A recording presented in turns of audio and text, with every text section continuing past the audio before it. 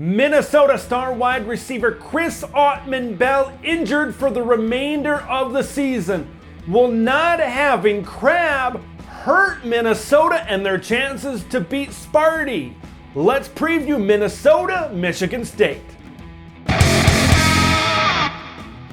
Chris Autman-Bell may not be the only star wide receiver that is injured for this football game.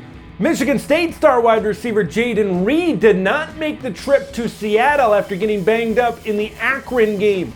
Haven't been able to find an injury report or really much of information to know whether he is going to go, but we haven't heard anything yet, so that might not be great news for Michigan State.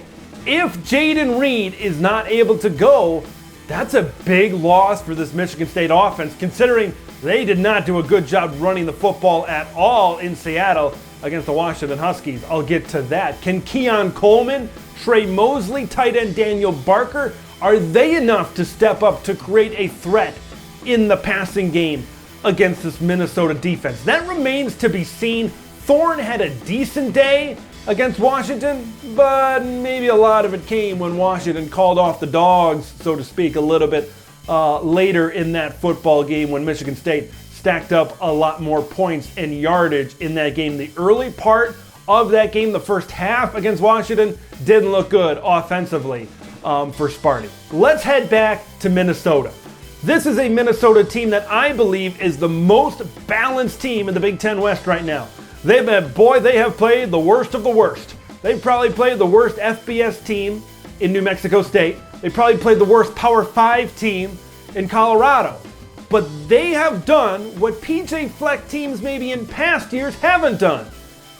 They didn't slip up in September, and they did what they were supposed to do. Remember last year against Bowling Green, a non-conference loss? I think that was 2019. Didn't they take Fresno State to overtime in the year that they went 10-2? Correct me in the comments if I'm wrong, but I believe that's correct. In September, under Fleck, they've always had some pretty close games with these group of 5 teams. This year, not so much. They look dominant and they look physical. When I see Minnesota matching up against Michigan State, I see a lot of advantages for the Golden Gophers. I really do. For my money, and my wallet, where I'm sitting right now, is 20 minutes away from where the Golden Gophers practice. So take maybe that with a grain of salt. I think Mo Ibrahim is the best running back in the Big Ten Conference. Power, speed, he's got the complete package right now, and he's looked dominant against that lesser opponents that they've had. I think Minnesota has the advantage both on the offensive line and defensive line. I think that their front matches up well with what Michigan State has in their running game. I think that right side of that offensive line for the Gophers is pretty good. John Michael Schmitz, the all-everything center. Chuck Falanga, the transfer from Michigan at guard. Quinn Carroll, the transfer from Notre Dame at right tackle. That is a really good right side of their offensive line. Is Michigan State good enough in their front 7 to slow it down? We really didn't find out as much about it against Washington because Washington threw it all over the place. They didn't need to run the ball, right? Michael Penix threw it all over the place, which leads me to my next point. Michigan State still has issues in the secondary, right? You know, there's a lot of people coming back. They bring in Amir Speed, the transfer from Georgia, and they still got shredded up by Washington. And we'll see how Washington stacks up in the Pac-12 and everything in terms of passing offense. I think they're going to be pretty good.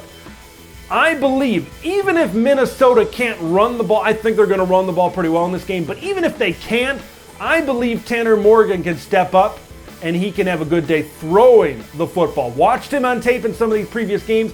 When he's in the pocket and he's comfortable, he's accurate and he can get the ball to his receivers. Now, we said it at the top of the video, no Chris Autman-Bell for Minnesota. Who's going to step up? I believe maybe this is finally the time for Dalen Wright to show just how good he is. You've seen flashes of him as the 2 receiver, the number 3 receiver. You've seen flashes of him making plays, long, lanky, speed across the middle. This maybe is his time to step up as the number 1 guy. You know, Brevin Spanford at tight end, Mike Brown-Stevens. They've got other decent guys, but we know this is a Minnesota team that wants to be physical, that wants to run the football. Right now, it is hard for me to imagine Michigan State putting up a great performance in the trenches against this Minnesota offensive line and slowing down this running game. I'm not saying Mo's going to go off for 200 like he did against the Buffs. I'm just saying this is going to be an effective running game, and that's all they need to be. Because if I'm Kirk Ciarrocca, I'm looking at that defense that's susceptible against the pass. All I want is a respectable running game, and man, oh man, I'm licking my chops when I see one-on-one matchups on the play action against that secondary.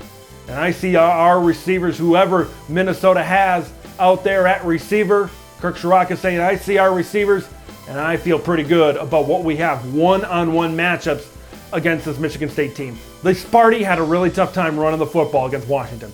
That Washington front was pretty dominant, right? Pass rush, stopping the run, all of the above. They were pretty dominant against Michigan State. That's why I believe Minnesota has the advantage on defense against the offensive front of Michigan State. I look at Jalen Berger, I look at Jarek Broussard.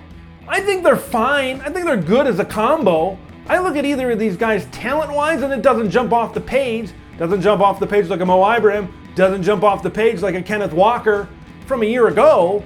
You know, that's where I see the advantage for Minnesota. It'll be interesting to see how this running game, can this running game get better as the year goes on? Because, man, it was that running game last year combined with that passing game and Peyton Thorne's ability to push it down the field. If he doesn't have a running game, right? I said in the beginning of the year, Peyton Thorne is underrated.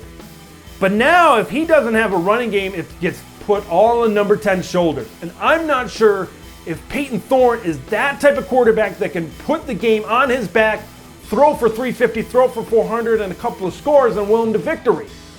I'm not sure that's the case right now. All right, I'm going to wrap things up with this. This is a big game for both teams early in the season. If Minnesota wins on the road at Spartan Stadium, that's a big win in terms of nationally, people respecting them and say, yeah, Minnesota's for real. Minnesota's a good football team. Okay? Maybe, just maybe they'll get ranked if they beat Michigan State. For Michigan State, you drop this game, you're at 2-2, and you still got Michigan, Ohio State, Penn State, and Wisconsin.